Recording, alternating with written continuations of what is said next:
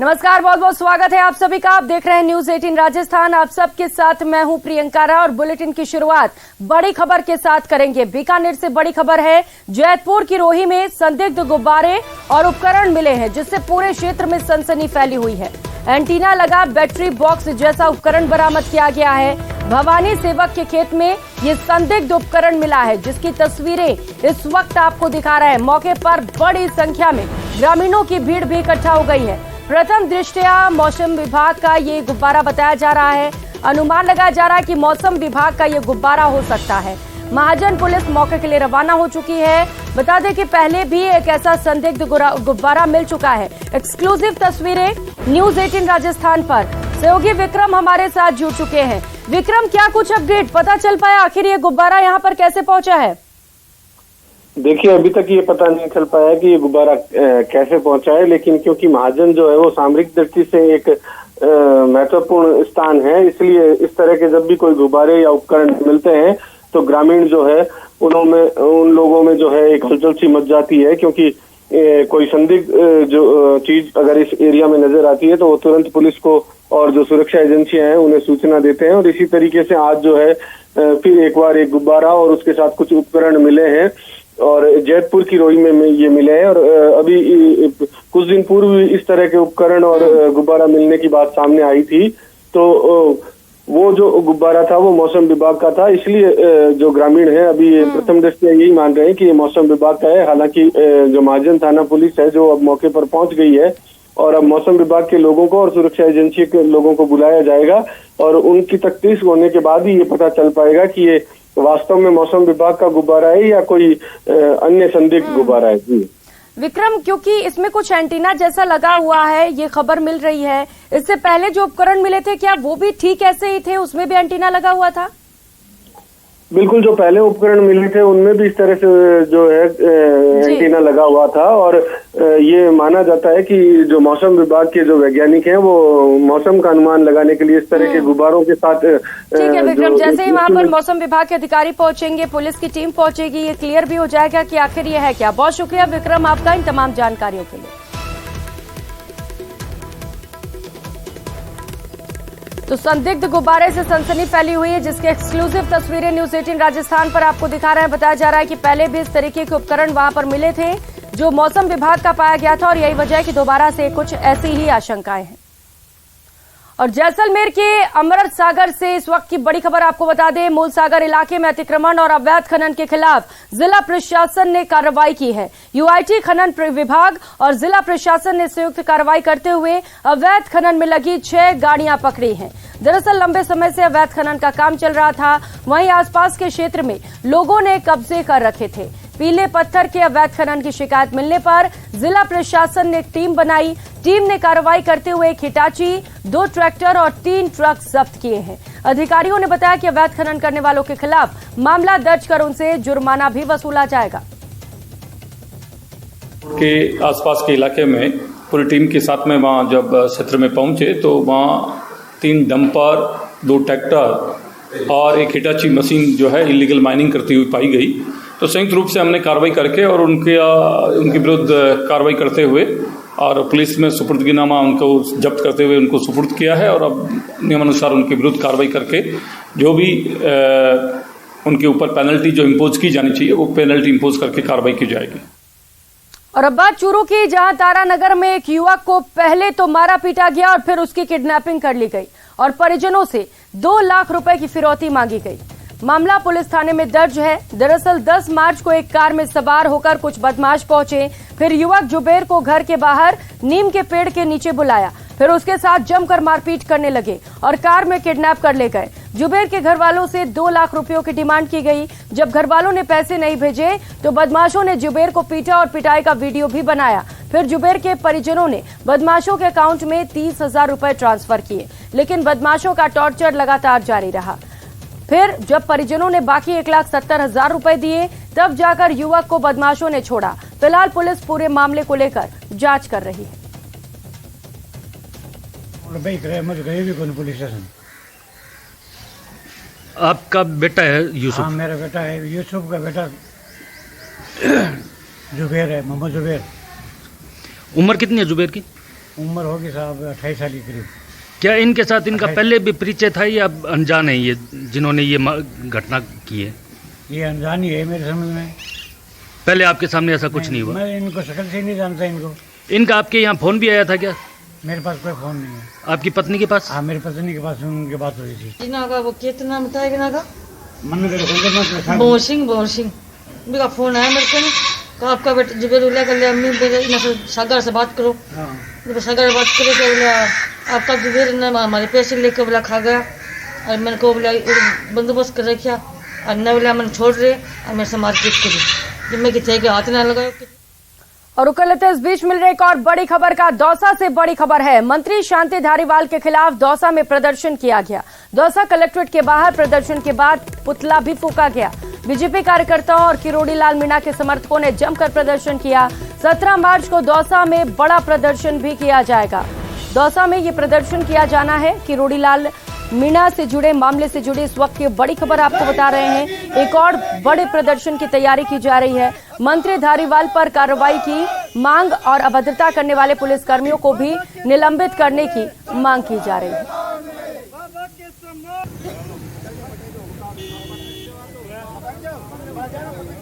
गहलोत सरकार के मंत्री शांति धारीवाल जिनका अलाइनमेंट आउट है, उनके मंत्री ने कहा है गुडा जी ने, तो वो बिल्कुल हकीकत है कि उन्होंने एक विधानसभा में हमारे सम्मान्य नेता किरोड़ी लाल जी को आतंकवादी कहा है, बल्कि आतंकवादी वो खुद है और बिल्कुल भी निकष्टा पे उतरी हुई है। कांग्रेस बिल्कुल तानाशाही रवैया अपना रखा है, उनके खिलाफ हम लगातार प्रदर्शन कर रहे हैं और हमारी 17 तारीख को एक बड़ा आंदोलन दौसा में रखा गया है। गहलोत सरकार के मंत्री शांति धारीवाल ने जिस तरह का डॉक्टर साहब के लिए अभद्र भाषा में प्रयोग किया है, आतंकवादी जैसा, जिसकी हम घोर निंदा करते हैं और उनका पुतला फूंककर हम विरोध प्रदर्शन कर रहे हैं।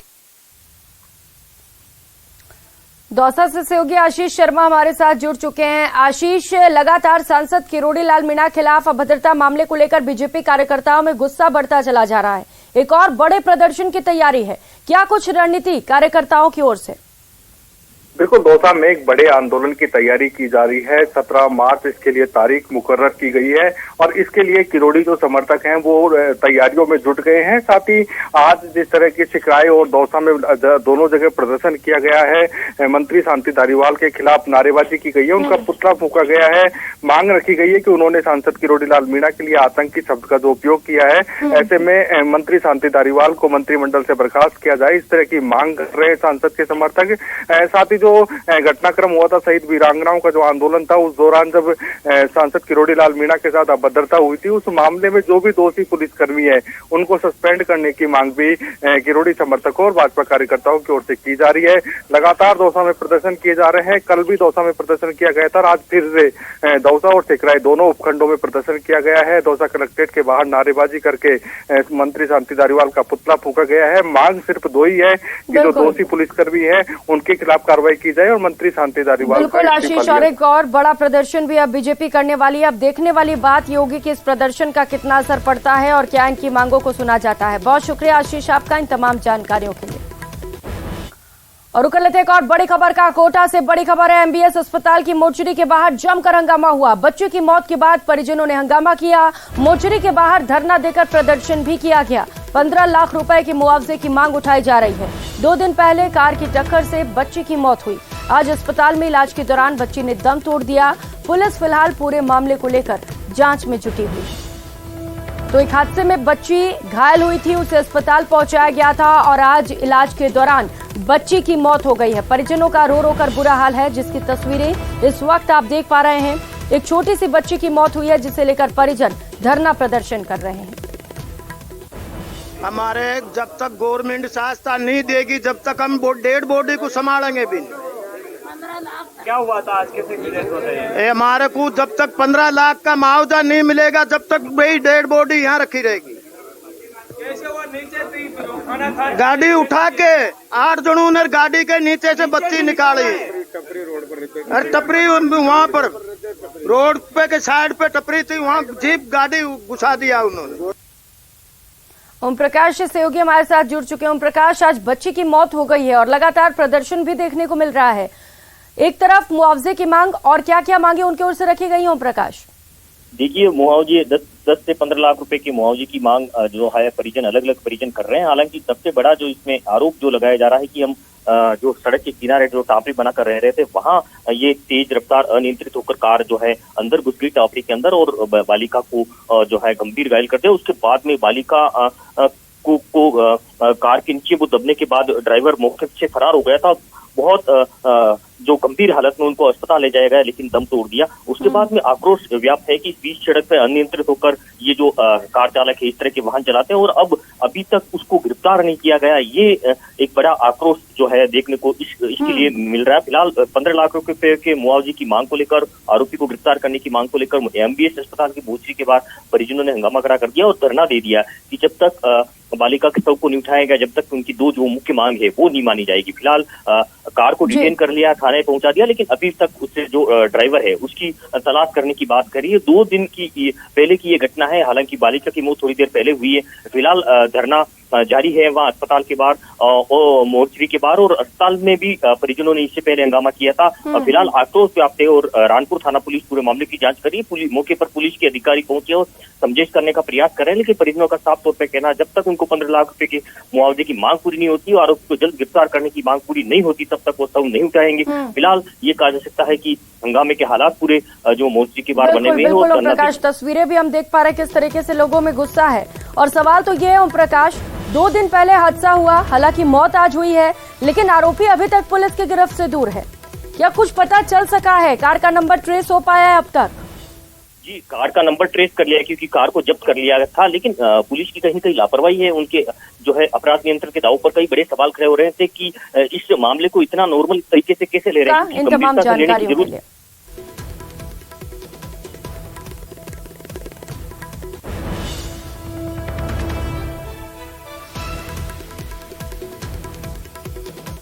और अब बात बारा की, जहां मांगरोल इलाके में एक व्याख्याता से ऑनलाइन ठगी करने का मामला सामने आया। शातिर ठग ने व्याख्याता से क्रेडिट कार्ड ब्लॉक करने के नाम पर ओटीपी पूछकर कुल 98,500 रुपए की ठगी कर ली। दरअसल 13 मार्च को ब्रिजेश के नंबर पर कॉल आया, जिसमें कॉलर ने अपने आप को बैंक कर्मी बताते हुए पीड़ित से कहा कि उसका क्रेडिट कार्ड एक्सपायर हो गया है, जिसे रिन्यू करवाने पर सालाना चार्ज 12,500 रुपए लगेगा, लेकिन कार्ड ब्लॉक करवाने के बाद कोई चार्ज नहीं लगेगा। ऐसे में फरियादी ने शातिर ठग की बातों में आकर क्रेडिट कार्ड ब्लॉक करवाने के लिए सहमति दे दी और फिर ठग से ओटीपी पूछकर पहले ट्रांजैक्शन पर 90,000 रुपए लिए, दूसरे ट्रांजैक्शन पर 5,000 रुपए और तीसरे ट्रांजैक्शन से 3,500 रुपए सहित कुल 98,500 रुपए उड़ा लिए।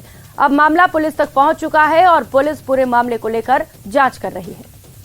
मेरे पास एसबीआई के कर्मचारी नाम से कॉल आया था। उन्होंने मेरा कार्ड ब्लॉक करने के लिए ओटीपी मांगा और ओटीपी के उसमें मेरे अकाउंट से, क्रेडिट कार्ड से 98,500 रुपये निकाल ली गई।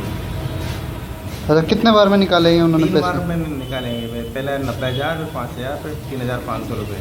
अच्छा, आप एक हो गया था ऐसा कुछ? मोबाइल हैक हो गया मेरा, पूरी तरह से मोबाइल काम नहीं कर रहा है। कौन सा ऐप डाउनलोड करवाया था? मेरे से एनीडेस्क। तो ये प्रदेश में चुनाव नजदीक आते ही राज्य सरकार को अल्पसंख्यकों की शिक्षा को लेकर फिक्र बढ़ने लगी है। पिछले 4 साल से जिस मदरसा बोर्ड को बिना अध्यक्ष और सदस्यों के चलाया जा रहा था, उस मदरसा बोर्ड में अब नई टीम के गठन के साथ ही प्रदेश के सभी मदरसा शिक्षा सहयोगियों को सरकार शिक्षा अनुदेशक बनाने का तोहफा दे रही है। इस तोहफे के साथ ही राज्य सरकार प्रदेश में पंजीकृत मदरसों में खाली पड़े मदरसा शिक्षकों के पदों में भर्ती की तैयारी शुरू कर रही है। नए मदरसा बोर्ड अध्यक्ष के मुताबिक प्रदेश में पंजीकृत मदरसों में मदरसा शिक्षा के लिए 12,499 पद सृजित हैं, जबकि मौजूदा समय में केवल 5,656 शिक्षक ही मदरसों में शिक्षा दे रहे हैं। राजस्थान मदरसा बोर्ड के जितने भी कर्मचारी थे उनका लोकल कमेटियों से, मदरसा कमेटी से उनका अनुबंध था। ये पहली सीढ़ी है कि उनके तमाम डॉक्यूमेंट्स हमने स्क्रीनिंग करवाए हैं, उनका जॉब कार्ड बनेगा, उनका मानदेय 16,900 रुपये किया है। आगे की प्रक्रिया के लिए भी हम लोग प्रयासरत हैं कि राजस्थान मदरसा बोर्ड के जितने भी 5656 पैरा टीचर्स हैं, जिनका नया नाम शिक्षा अनुदेशक दिया गया है, उनको नियमितीकरण के लिए जो भी प्रयास होंगे वो मैं करूंगा। एक लंबे अरसे से सरकार की निगाहे करम का इंतजार कर रहा मदरसा बोर्ड अब फिर से हाईलाइट होने लगा है। प्रदेश में मदरसा बोर्ड के गठन के बाद में यहाँ पर अध्यक्ष और मेंबर एक्टिव हो गए हैं और राज्य सरकार ने जिस तरह से मदरसा शिक्षा सहयोगियों को शिक्षा अनुदेशक बनाकर के एक बड़ा तोहफा दिया है, वैसे ही अब प्रदेश के मदरसों में 7,000 से ज़्यादा नए शिक्षकों की भर्ती की तैयारी है। ये शिक्षक राजस्थान के इन मदरसों में धार्मिक शिक्षा के अलावा अंग्रेजी, साइंस और मैथ्स जैसे बहुत ही महत्वपूर्ण विषयों को पढ़ाएंगे, ताकि प्रदेश के मदरसों में पढ़ाई करने वाले 2.5 लाख से ज़्यादा छात्रों को दीनी तालीम के साथ साथ दुनियावी तालीम में भी आगे लाया जा सके। देखना ये होगा कि प्रदेश के इन मदरसों के ऊपर सरकार की निगाह करम चुनाव को देखते हुए की गई है या फिर सच में ग्राउंड जीरो के ऊपर मदरसों के हालात बेहतर बनेंगे। कैमरा पर्सन यासीन के साथ में अरबाज अहमद, न्यूज़ 18 के लिए जयपुर से। और अब बात बाड़मेर की, जहां नशे का नेटवर्क बढ़ता ही चला जा रहा है। हाल ये है कि बाड़मेर में नशे की गोलियों की खपत अचानक से बढ़ गई। इधर सीबीएन की टीम ने नशे की सप्लाई करने वाले 4 लोगों को गिरफ्तार किया। नशे के सौदागरों से करीब 7,60,000 रुपए से अधिक नशे की दवाइयां जब्त की गई। टीम ने बाड़मेर शहर गोदाम से 40 कार्टन और सांचौर से 11 कार्टन नशीली दवाइयां जब्त की हैं।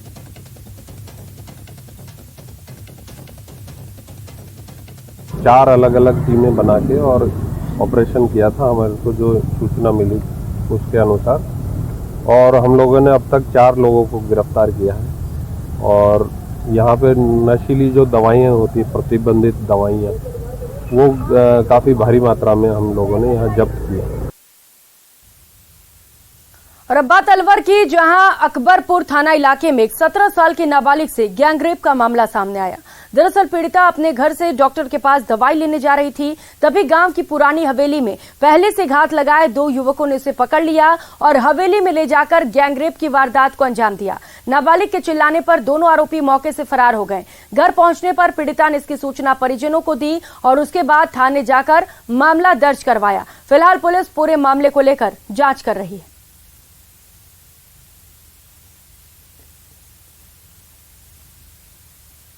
बालिका का थाना रोड क्षेत्र में उसके साथ में 2 लड़कों ने बलात्कार किया है और हमने FIR दर्ज कर ली है। तो लड़की के बयान दे दिए पीड़िता के, और बाकी आगे माननीय न्यायालय में बयान करवाए जाएंगे। उसके बाद में अनुसंधान में जो स्थिति आती है उसके अनुसार कार्रवाई करेंगे। खबर सीकर जिले से है, जहां सदर थाना क्षेत्र में आज एक स्कूल बस बेकाबू होकर पलट गई। हादसे में 6 से ज्यादा बच्चों को चोटें आई, साथ ही साथ बस के ड्राइवर को भी चोटें आई हैं। सभी को एसके अस्पताल पहुंचाया गया, जहां पर प्राथमिक इलाज किया गया। जानकारी के मुताबिक गांव में स्थित एक निजी स्कूल की बस बच्चों को लेकर जा रही थी। फागलवा गांव के आगे सड़क पर खड़े रोड रोलर को बचाने के चक्कर में बस अनियंत्रित हो गई और पलटी खा गई। इससे बस में सवार 6 से ज्यादा बच्चे और बस ड्राइवर घायल हो गए। आसपास के लोगों ने सभी को एसके अस्पताल पहुंचाया, जहां उनका प्राथमिक उपचार किया गया। फिलहाल पुलिस पूरे मामले को लेकर जांच कर रही है।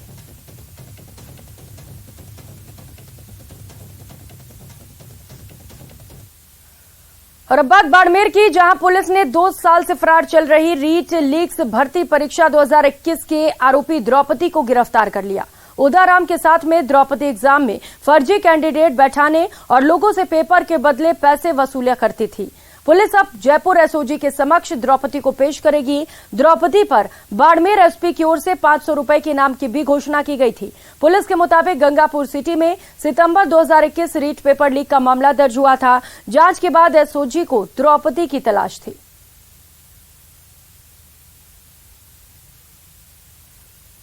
मुझे से सूचना मिली कि द्रौपदी घर आई हुई है। जैसे ही मैं पुलिस दल लेकर वहाँ घर पे गया और गेट खोला तो ये घर से निकल के भागने लगी।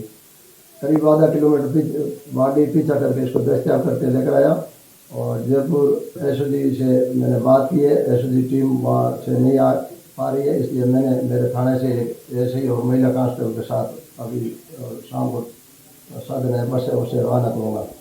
और ये काफ़ी 2 साल से फरार थी, जिसको मैंने दस्तयाब किया है। और बाड़मेर एसपी साहब की तरफ से 500 रुपये के इनामी अपराधी थी, जिसको हमने आज दस्तयाब किया। और अब बात पोस्टर पॉलिटिक्स की। बीजेपी का कल कांग्रेस के खिलाफ हल्ला बोल है।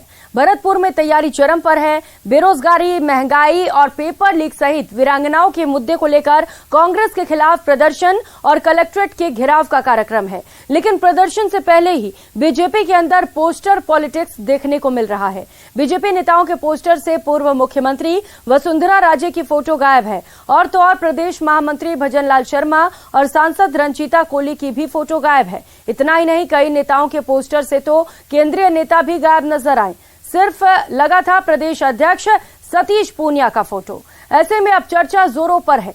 कल बीजेपी प्रदर्शन तो करेगी, लेकिन उसके पहले ही पार्टी के अंदर गुटबाजी साफ देखने को मिल रही है। सरकार के खिलाफ कल बीजेपी का हल्ला बोल प्रदर्शन है, लेकिन उससे पहले ही पार्टी के अंदर साफ गुटबाजी नजर आ रही है।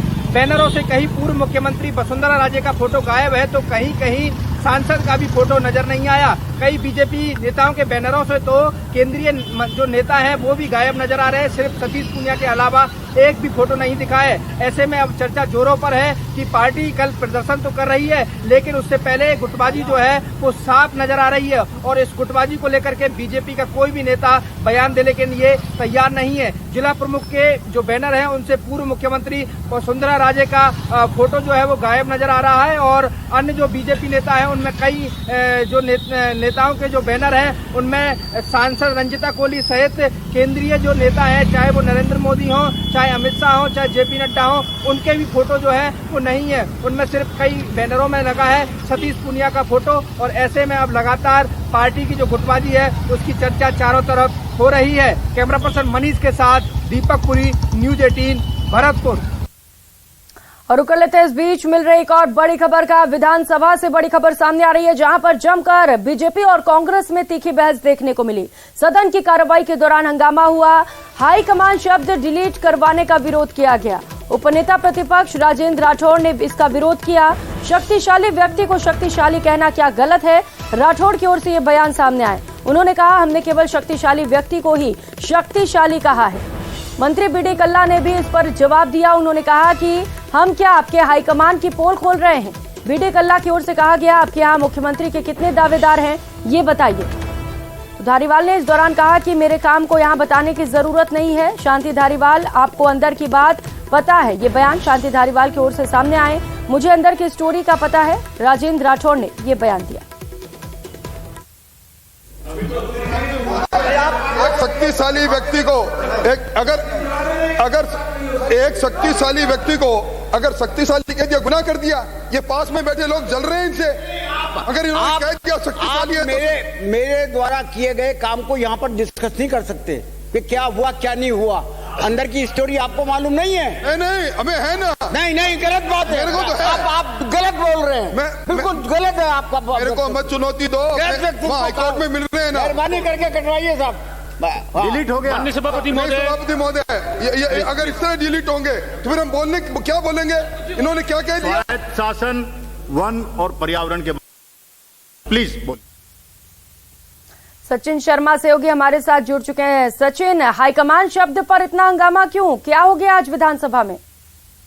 बिल्कुल, देखिए जब विधानसभा में अनुदान मांगों पर चर्चा चल रही थी तो जो ज्ञानचंद पारख है उन्होंने कांग्रेस हाईकमान को लेकर चर्चा छेड़ दी और शांति धारीवाल है उनको शक्तिशाली मंत्री बताया। उन्होंने कहा कि जो शांति धारीवाल है वो काफी शक्तिशाली मंत्री है। जब भी सरकार पे संकट आता है वो सामने खड़े होते हैं, जब भी उनके आका पे संकट आता है वो उसको बचाने का काम करते हैं।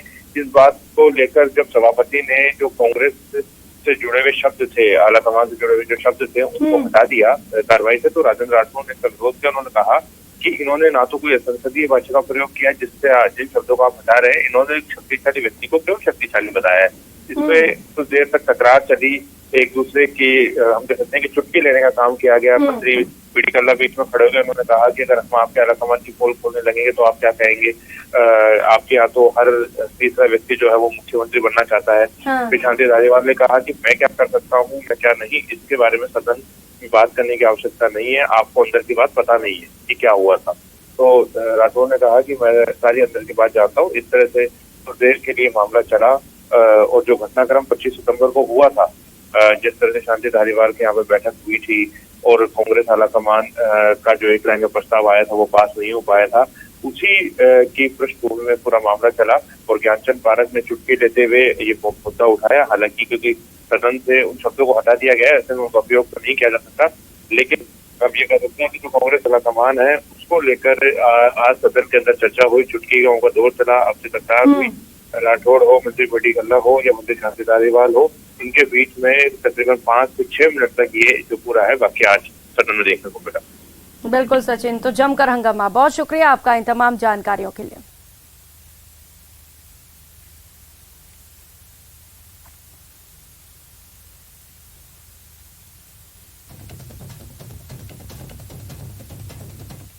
और फिलहाल यहाँ